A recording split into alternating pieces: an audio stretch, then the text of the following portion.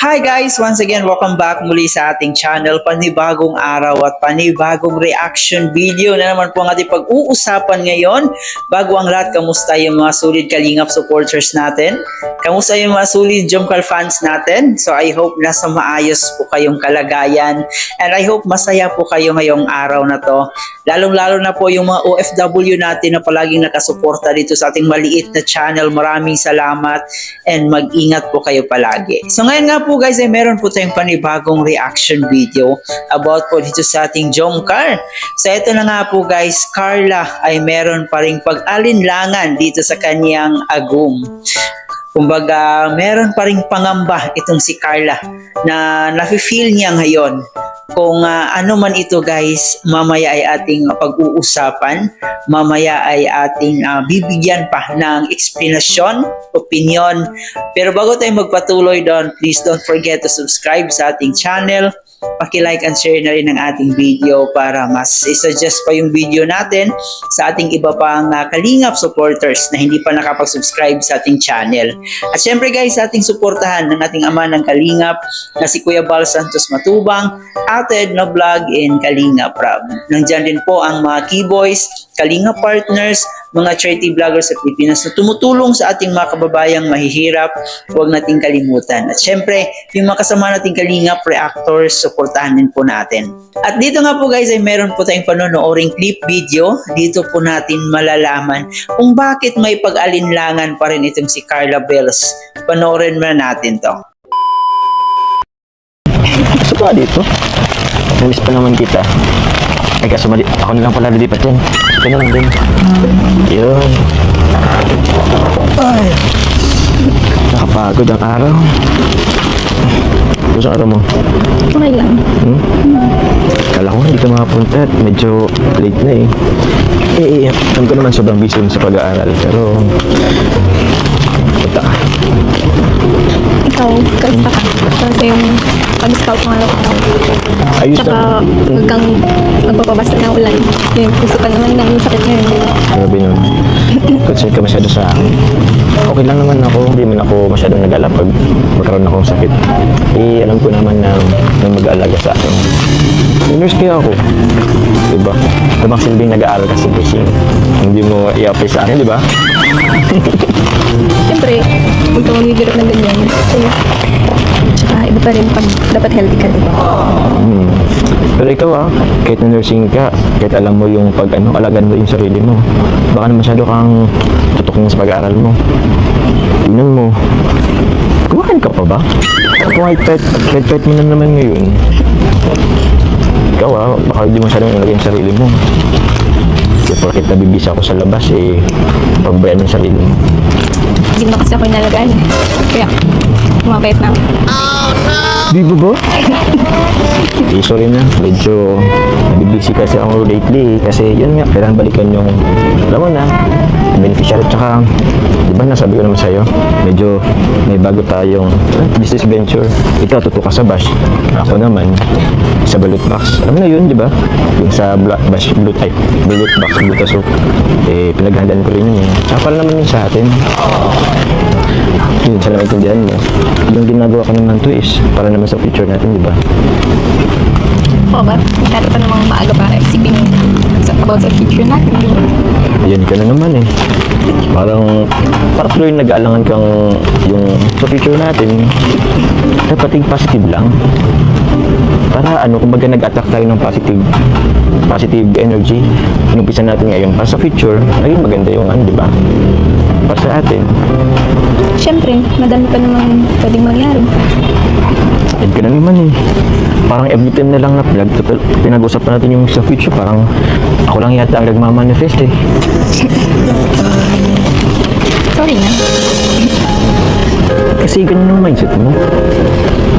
Ayoko rin kasing umasa na bandang huli. What if hindi naman tayo magkatuluyan? Diba? Ayan ka na naman kasi sa what if mo Masyado mo kasi pinapangunahan yung nangyayari.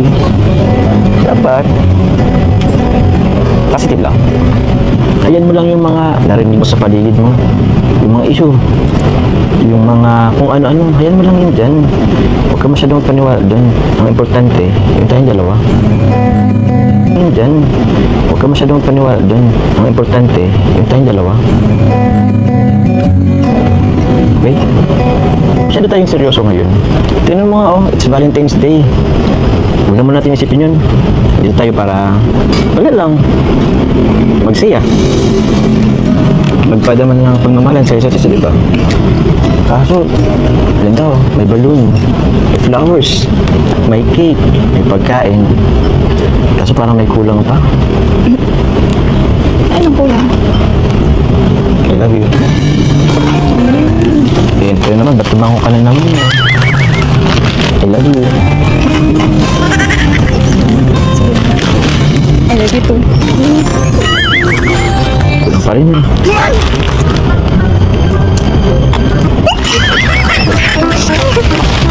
Sige na. Valentine's Day naman, pagbagyan na ako. Sige na. Kain na tayo. Kain Ano na. kain? Huwag na tayo kakain. Kiss? Last Valentine's Day, hindi din tayo na nung mag-kiss eh. Pagbagyan na. Sige na. Pero, bawal makita ng mga neighbors.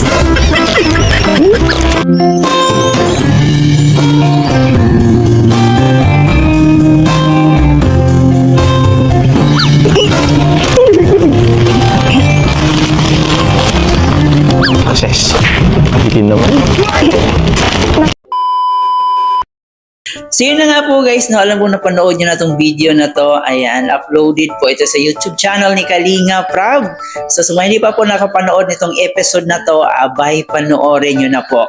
Pero kung natapos nyo nang panoorin, ay ulit-ulitin nyo para tataas pa lalo yung views ng ating Jomcar. So dito nga po guys, no, ay medyo may pag-alinlangan pa itong si Carla Bells. Dito nga po ay parang natatakot siya na what if daw na hindi sila magkatuluyan. Pero dito naman si Agom niya na always think positive, no? Sabi pa niya dito, huwag mong isipin yan. Huwag mong isipin kung ano yung mangyayari. No? Ang importante is masaya sila ngayon, di ba? So sobrang busy po kasi nilang dalawa guys, and si Kalingap Jomar, meron din po siyang inasikaso. So parang siya yung bagong ambassador po doon sa sabon ng Velvet Box, and si Carla is busy rin po sa kanyang Bash Cosmetics. Sobrang busy po lang dalawa, kaya medyo bihira po sila magkaroon ng me time sa isa't isa. Pero alam naman po natin, no, na sinisikapan nila ng paraan para magkaroon sila ng oras sa isa't isa. Kasi iba na rin po ngayon kasi magjowa na sila.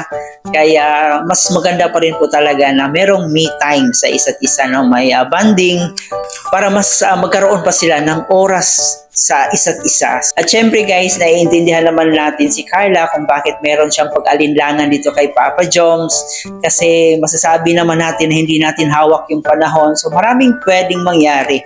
It's either si Papa Joms makahanap ng ibang babae, or si Carla makahanap ng ibang lalaki, kasi bata pa po si Carla. So malaki pa rin talaga ang tendency na pwede siyang mahulog sa mga taong nakapaligid sa kanya, di ba? Pwede siyang ma-inlove. So yan po yung pwedeng mangyari. Pero sabi nga ni Kalingap Jomar, huwag mong isipin yung mga negative. So focus tayo doon sa mga positive. So focus sila sa pagtatrabaho para sa kanilang future. And nakikita naman po din natin na sobrang business-minded. Pareho silang dalawa business-minded. So I know naman na lahat ng mga Solid Jomcar fans ay palaging pinag-pray na magkatuluyan itong dalawa sa huli. No? Yung tanging magagawa lang po natin ngayon is suportahan lang po natin kung ano yung gustong gawin nila.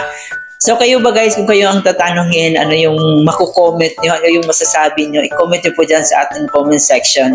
Once again guys, maraming salamat yung pagsama. Ito po yung host na si Chloe TV. Thank you for watching.